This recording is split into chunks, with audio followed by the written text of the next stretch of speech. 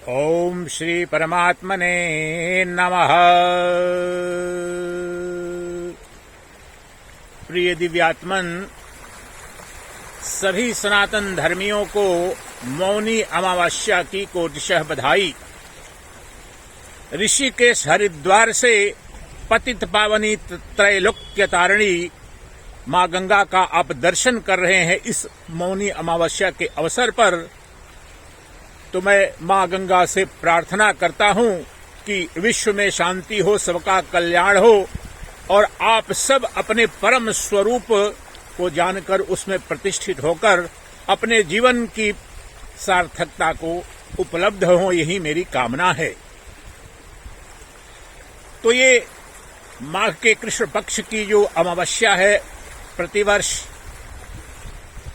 मौनी अमावस्या के रूप में मनाई जाती है। तो मौन और मुनि और मौनी अमावस्या, बड़ा ही गहरा इसका दर्शन है। वेदांत दर्शन के अनुरूप आज मौन मुनि और इस मौनी अमावस्या का क्या आध्यात्मिक संदेश है, आपके समक्ष संक्षेप में रखने का प्रयास करूंगा। मौन है वह परम सत्ता है, जो निर्गुण निराकार ब्रह्म है, वह नित्य मौन है। मौन शरीर से, मौन वाणी से और मौन मन से।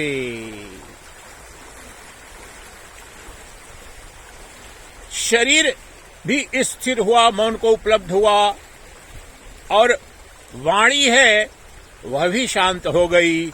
लेकिन इन दोनों का जो कारण है, अधिष्ठान है, वह जो मन है, अगर वह शांत नहीं हुआ तो ये तो बाहरी शांति, बाहरी मौन हुआ। तो मन लेकिन जो नित्य अपने पंच विषयों का दर्शन करके, बोध करके और उन्हीं में सुखी दुखी होकर के अशांत रहता है, सुख दुख को प्राप्त होता रहता है, वह अशांति, वह संसार है। और जब वह वही मन जब अपने बाह्यमुखी दिशा से अपने को विपरीत दिशा में मोड़ करके अपने केंद्र में, अपने स्रोत में, अपने अधिष्ठान में विलीन हो जाता है, तो वह अपने परम स्वरूप को प्राप्त हो जाता है। मन वास्तव में कोई स्वतंत्र सत्ता नहीं है। मन तो वह जो चैतन्य ब्रह्म है, प्रत्यक्ष चैतन्य भिन्न जो आपकी आत्मा है, आपका जो साक्षी चैतन्य है, उसी में और उसी के चैतन्य प्रकाश से कल्पित वह जो ऊर्जा है, वह मन कहलाती है।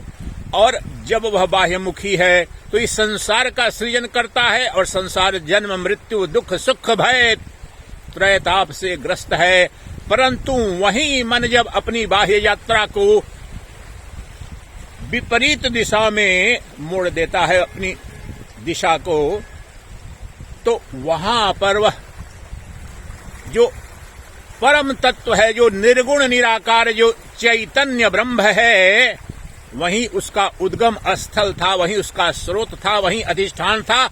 अब उसी में विलीन होकर मन अपने पूर्ण मौनत्व को प्राप्त हुआ। और ये जो मनुष्य ऐसा करते थे उन्हें ही मुनि कहते थे। अर्थात वहां अपने शुद्ध सच्चिदानंद घन ब्रह्म स्वरूप में विलीन हुआ, अर्थात वह सच्चिदानंद घन ब्रह्म ही हो गया।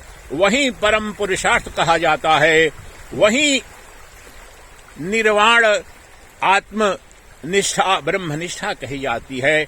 तो मौन शब्द जो वैदिक सनातन संस्कृति में और विशेष रूप से जो वेदांत दर्शन है, उसमें बड़ा ही गहरा दर्शन है। वास्तव में तो परमात्मा की जो मूल भाषा है, परमात्मा की जो मातृभाषा है, वह मौन है। और दुनिया की जितनी भी भाषाएं हैं, वे सब की सब उसकी काम चलाऊं अनुवाद है। उसे इंग्लिश में कहते हैं the real and the only language God understands and speaks is silence, complete silence. The rest of languages are very poor translation. तो परमात्मा अपने मूल स्वरूप को अभिव्यक्त भी मौन में करता है, और जो मौन में जाकर के परमात्मा से संवाद करता है, वह सर्वाधिक प्रभावी और साक्षात संवाद होता है। अर्थात मौन को उपलब्ध होते ही मनुष्य मुनि हो जाता है, अर्थात परमात्म तत्व का दर्शन करता है, अर्थात परमात्मा ही हो जाता है। ये जो परमात्मा है, जो अनंत महासागर की जो बूंदे हैं, अब कल्पना कीजिए ये जीव की दशा क्या है। जो शिव जीवत्व को उपलब्ध हुआ है अज्ञान के कारण, वो वैसी दशा है जो एक अनंत महासागर है, जल राशि है, उसकी एक बूंद उस जल राशि से अलग होकर उसे अहम वृत्ति आ गई, मैं अहम जल बूंद। अब वह जो अहम वृत्ति उसकी है, वो सदा उसे भय, उसके अंदर भय और अहं वृत्ति के कारण उसके जन्म और मृत्यु का भय बना रहता है। वह बूंद तो छोटी सी बूंद है, सुख सकती है, जल सकती है, नष्ट हो जा सकती है, लेकिन उसे जब बोध हुआ कि मेरा मूल स्वरूप, जो मेरा जो उद्गम है, वह तो और कोई नहीं, यह जो अनंत महासागर है वही मेरा स्रोत है, वही मेरा उद्गम स्थल है।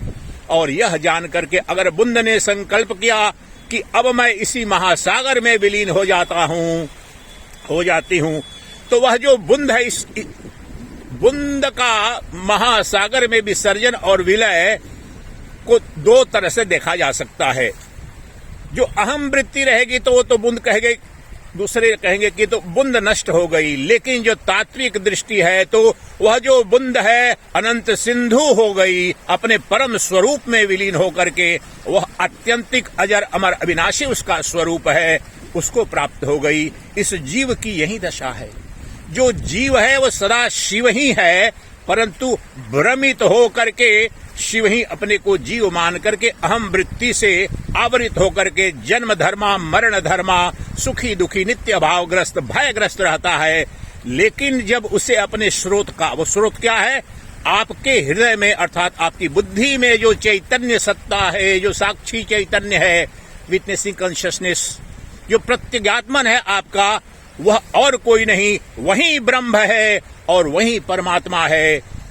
जिस प्रकार से वह बूंद महासागर में विलीन होकर के अनंत सिंधु ही हो जाती है, उसी प्रकार से यह जो जीव है वह अपनी अहम वृत्ति का विसर्जन करके जो मन की बाह्य दशा है वह अहम वृत्ति की दशा है, और संसार का जो अर्थात संसार अर्थात शव, और जो अंतर चैतन्य है वह शिव है।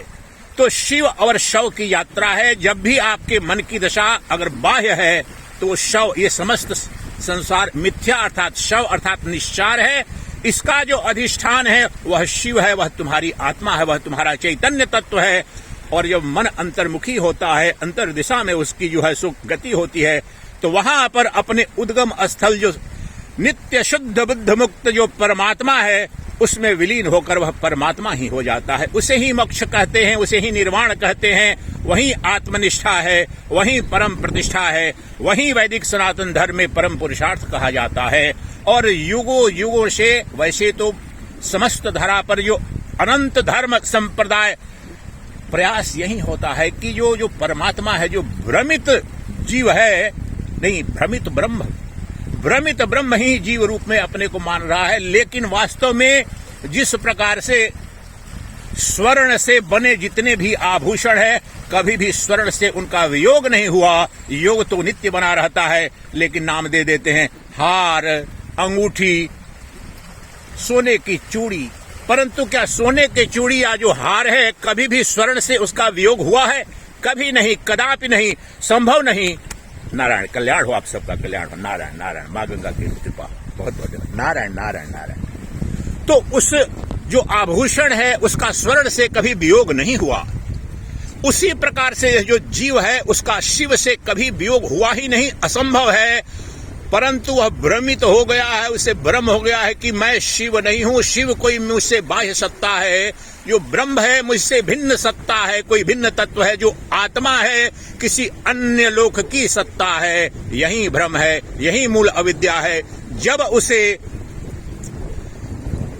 वेदांत वाक्यों के माध्यम से और जो ब्रह्मनिष्ठ श्रोत्रिय गुरु हैं जब उसे बोध कराते हैं कि वह ब्रह्म जो दुखों की आत्यंतिक निवृत्ति स्वरूप और परमानंद प्राप्ति रूप, अनंत अखंड अमरत्व स्वरूप और मृत्यु की आत्यंतिक निवृत्ति रूप और दुखों की आत्यंतिक स्वरूप और परमानंद की प्राप्ति स्वरूप जो मोक्ष है, वह उसका तो स्वरूप है, वह तुम्हारा स्वरूप है। तुम अपने स्वरूप में झांको तो, अपने अंदर झांको तो।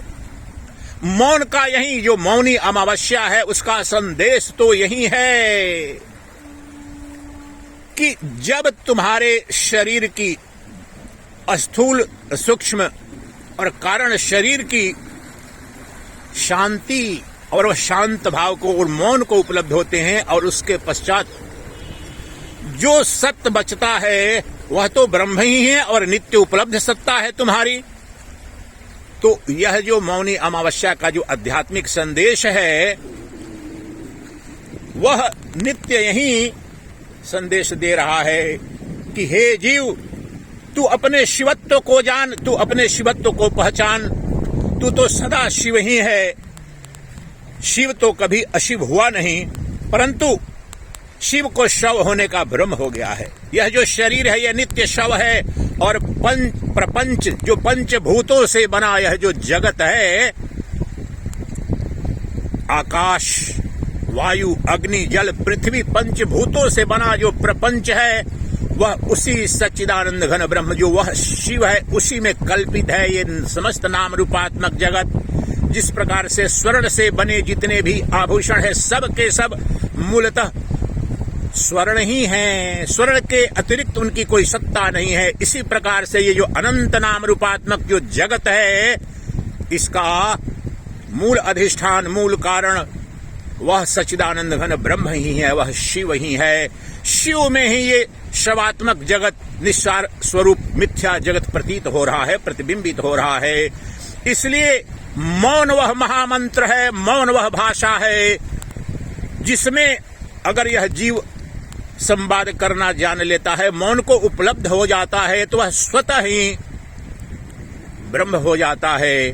वह ब्रह्म था ही, कभी वह ब्रह्म से उसका वियोग हुआ नहीं था। लेकिन जो वाणी की क्रिया, शरीर की क्रिया, सबके सब पंचभूतों में लीन होकर के नित्य सुख दुख को प्राप्त होते हैं। तो जब आप शरीर को मौन, वाणी को मौन और मन को मौन में विलीन करते हैं, तो वहां पर जो है, जो बोलने वाला और सुनने वाला, ये दोनों की जो मातृभाषा है, मूल भाषा मौन है, और मौन परमात्मा की भाषा है। परमात्मा की मूल भाषा मौन है।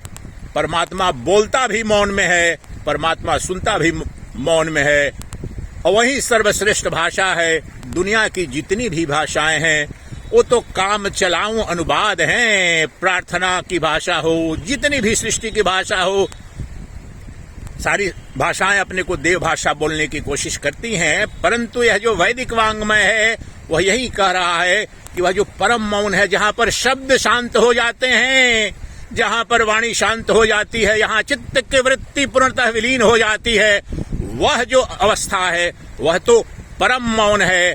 और उसको जो उपलब्ध हुआ वही मुनि है। और जो ये अमावस्या जो है माघ मास की मौनी अमावस्या प्रतिवर्ष, इसका संदेश भी यही है कि हे जीव, तू मौन को उपलब्ध हो जा, और अभी और यहीं तो जीवत्व से शिवत्व में प्रतिष्ठित हो जा। जो जन्म धर्मा मरण धर्मा जो अपने को जीव मान रहा था, अब तू ये जान कि तू ही सच्चिदानंद घन ब्रह्म है, और उसकी आत्यंतिक जो उसका जो बोध होता है, उसकी उपलब्धि होती है उस तत्व की, वह मौन में ही होती है।